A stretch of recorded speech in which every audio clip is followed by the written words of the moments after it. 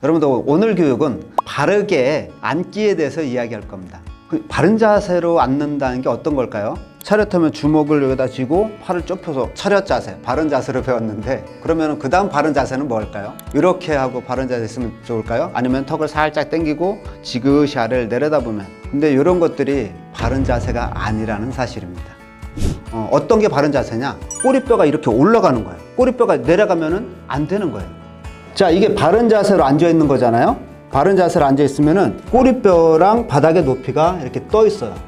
근데 허리가 굳게 되면 이렇게 되는 거예요. 여러분들 바른 자세로 앉는 것의 핵심이 뭐냐면 꼬리뼈가 들려 있는 겁니다. 들려 있는 거. 꼬리뼈를 올려주는 게 바르게 앉는 것의 핵심이라는 거예요. 손을 여기다 놓게 되면은 구부린 게 편하고 여기다 놓게 되면은 편 게 편하다. 그래서 손을 기본적으로 여기다 놓는 게 중요해요. 그러니까 손을 여기다 놓게 되면은 체중이 일부가 앞으로 가기 때문에 구부린 게 편한 거고, 손을 여기다 놓게 되면은 편 게 편안한 거예요. 근데 등이 이렇게 굽어 있는 사람이 이 상태에서 펴려고 그러면 허리가 과하게 꺾이고 턱이 들리게 돼 있고 이게 불편하다는 말입니다. 굽은 등뼈를 제대로 펴놔야 꼬리뼈가 올라가는 바른 자세가 가능한 거예요. 또는 허리가 이렇게 완전 꼬부랑할머니처럼 굽어 있는 사람들은 등은 펴지는데 여기는 굽어 있는 거예요. 꼬리뼈가 올라갑니까? 안 올라갑니까? 안 올라가죠. 바르게 앉고 싶으면은 바른 몸을 만들어야 된다는 얘기예요. 제 영상 1번부터 23번까지 잘 보면서 여러분들 체형을 만들어야 이 바르게 앉기를 할 수가 있다는 얘기입니다. 왜? 바른 몸이 되어야 바르게 앉는 게 가능하다는 얘기죠. 그래서 꼬리뼈가 올라가게끔 앉으면 되는데 그 방법이 제일 좋은 것은 사실은 이 가부좌를 틀게 되는 겁니다. 손을 여기다 놓든 꼬리뼈는 올라가 있습니다. 두 번째, 허리가 안 좋다든가 허리가 너무 굽어 있는 분들은 가부좌를 틀 수가 없겠죠. 그래도 바른 자세로 앉을 수가 있습니다. 어떻게? 자, 보세요. 꼬리뼈를 올려주는 게 중요하다고 얘기했죠. 꼬리뼈에다가 맵시공을 그냥 깔고 앉는 거예요. 자동으로 꼬리뼈가 올라가지잖아요. 등이 굽어 있는 사람들도 자동으로 바른 자세가 됩니다. 맵시공을 이용하는 것도 있겠고, 또 베개를 이렇게 깔고 앉아도 자동으로 꼬리뼈가 올라가 있고 그냥 몸이 펴진 게 편안합니다.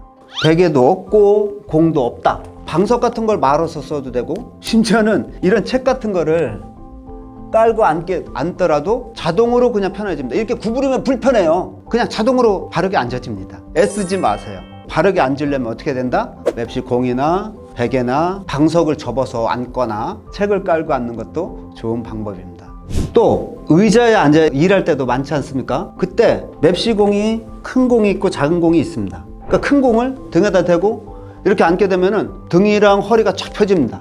또는 작은 공으로 꼬리뼈에 깔고 앉아도 자동으로 그냥 몸이 펴집니다. 꼬리뼈가 안 좋은 사람들은 이게 아파요. 꼬리뼈가. 그럼 어떻게 해요? 꼬리뼈 아픈 거를 해결을 해야 되겠죠. 어떻게? 작은 공 맵시 운동 중에서 18번 영상, 그 영상을 하게 되면은 꼬리뼈 아픈 사람들, 또 허리가 아픈 사람들, 그 운동 하자마자 다시 맵시 공 깔고 앉아보세요. 꼬리뼈가 하나도 안 아픕니다. 아까 얘기했던 것처럼 책이나 이렇게 베개 같은 거를 깔고 앉게 되면은 그냥 자동으로 펴지는 겁니다.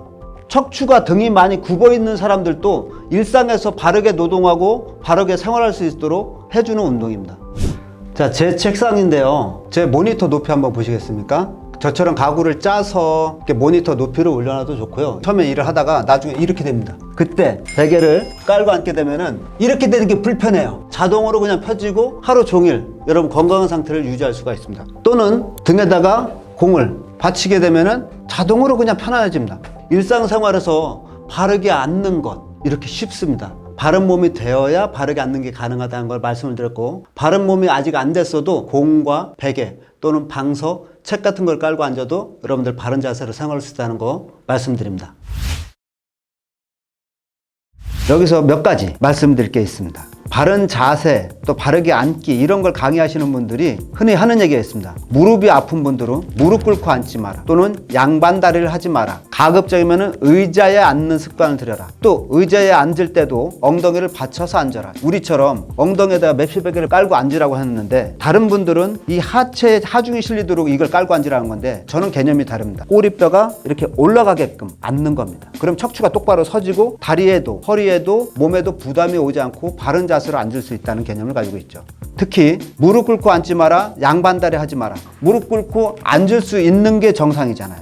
양반다리를 앉을 수 있는 게 정상이지 않습니까? 못 앉는 게 비정상이에요. 내 몸이 편안하면은 무릎 꿇고 앉든 양반다리를 하든 다 편안한 겁니다. 근데 그걸 하지 말래요. 그럼 어떻게? 그 불편한 대로 계속 살라는 얘기입니다. 이게 말이 됩니까?